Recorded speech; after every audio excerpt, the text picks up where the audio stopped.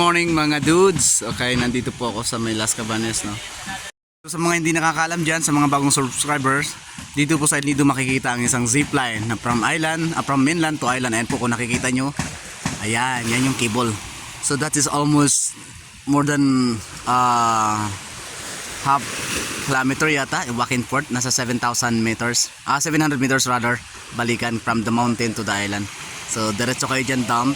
Diba? Tapos kung one way lang gagamitin nyo, so maglalakad na kayo doon sa may mababaw na part na area.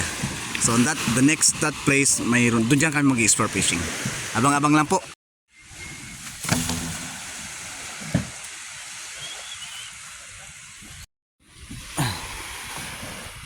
Okay mga dudes, so far magkakayak lang muna kami ni King dahil sa medyo malapit lang na area yung pupuntahan namin.